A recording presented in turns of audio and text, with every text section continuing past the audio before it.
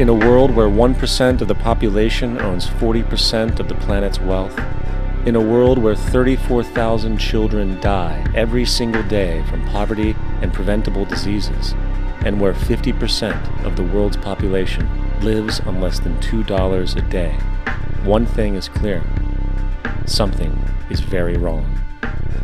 And whether we are aware of it or not, the lifeblood of all of our established institutions, and thus society itself, is money. I first learned it from my grandmother. Now, my grandmother was a wonderful person. She taught me how to play the game Monopoly. She understood that the name of the game is to acquire. She would accumulate everything she could, and eventually she became the master of the board. And then she would always say the same thing to me. She'd look at me and she'd say, "One day, you'll learn to play the game." One summer, I played Monopoly almost every day, all day long. And that summer, I learned to play the game.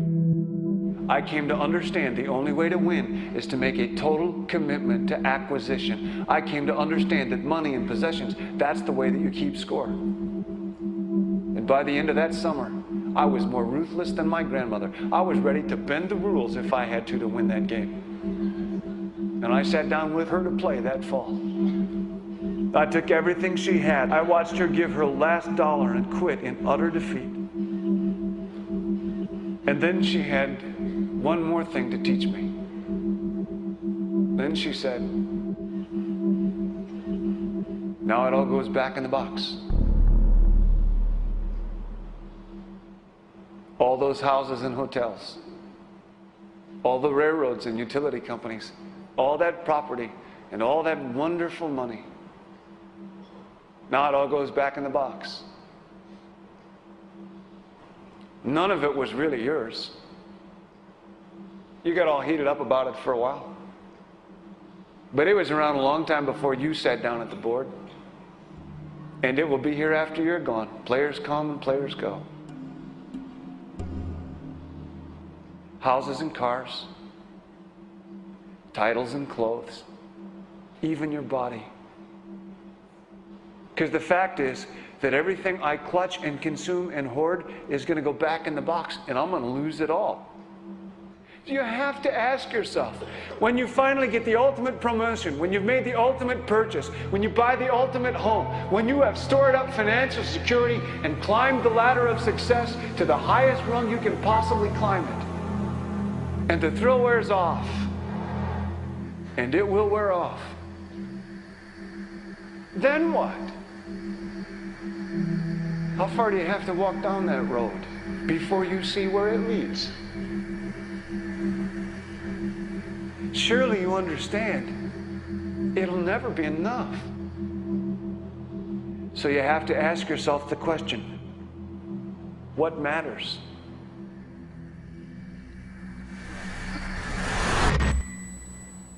Let's imagine for a moment we had the option to redesign human civilization from the ground up. What if, hypothetically speaking, we discovered an exact replica of the planet Earth, and the only difference between this new planet and our current one is that human evolution had not occurred. It was an open palette. No countries, no cities, no pollution, no Republicans, just a pristine, open environment. So, what would we do? Well, first we need a goal, right? And it's safe to say that goal would be to survive. And not to just survive, but to do so in an optimized, healthy, prosperous way. Most people indeed desire to live, and they would prefer to do so without suffering. Therefore, the basis of this civilization needs to be as supportive and hence sustainable for human life as possible, taking into account the material needs of all the world's people, while trying to remove anything that could hurt us in the long run. That goal of, say, maximum sustainability understood, the next question regards our method. What kind of approach do we take? Well, let's see. Last I checked, politics was the method of social operation on Earth. So what do the doctrines of the Republicans, liberals, conservatives, or socialists have to say about societal design? Not a damn thing. Okay, then what about religion? Surely the great creator had to have left some blueprint somewhere. No, nothing I can find. Okay then, so what's left? It appears something called science. Science is unique in that its methods demand not only that the ideas proposed be tested and replicated, but everything science comes up with is also inherently falsifiable. In other words, unlike religion and politics, science has no ego, and everything it suggests accepts the possibility of being proven wrong eventually. It holds on to nothing and evolves constantly. Well, that sounds natural enough to me. So then, based on the current state of scientific knowledge in the early 21st century, along with our goal of maximum sustainability for the human population, how do we begin the actual process of construction? Well, the first question to ask, what do we need to survive? The answer, of course, are planetary resources. Whether it is the water we drink, the energy we use, the raw materials we utilize to create tools and shelter, the planet hosts an inventory of resources, many of which are demanded for our survival. So, given that reality, it then becomes critical to figure out what we have and where it is. This means we need to conduct a survey.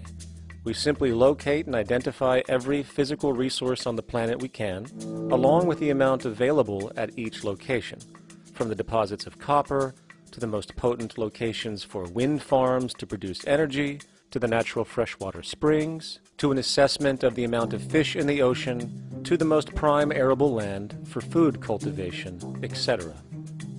But since we humans are going to be consuming these resources over time, we then realize that not only do we need to locate and identify, we also need to track. We need to make sure we don't run out of any of this stuff. That would be bad. And this means not only tracking our rates of use, but the rates of earthly regeneration as well, such as how long it takes for, say, a tree to grow or a spring to replenish. This is called dynamic equilibrium. In other words, if we use up trees faster than they can be grown back, we have a serious problem, for it is unsustainable. So then, how do we track this inventory, especially when we recognize that all of this stuff is scattered everywhere? We have large mineral mines in what we call Africa, energy concentrations in the Middle East, huge tidal power possibilities on the Atlantic coast of North America, the largest supply of fresh water in Brazil, etc. Well, once again, good old science has a suggestion. It's called systems theory. Systems theory recognizes that the fabric of the natural world, from human biology to the earthly biosphere to the gravitational pull of the solar system itself, is one huge synergistically connected system, fully interlinked. Just as human cells connect to form our organs, and the organs connect to form our bodies, and since our bodies cannot live without the earthly resources of food, air, and water, we are intrinsically connected to the earth, and so on. So, as nature suggests, we take all of this inventory and tracking data and create a system to manage it. A global resource management system, in fact, to account for every relevant resource on the planet. There is simply no logical alternative if our goal as a species is survival in the long run. We have to keep track as a whole. That understood, we can now consider production. How do we use all this stuff? What will our process of production be, and what do we need to consider to make sure it is as optimized as possible to maximize our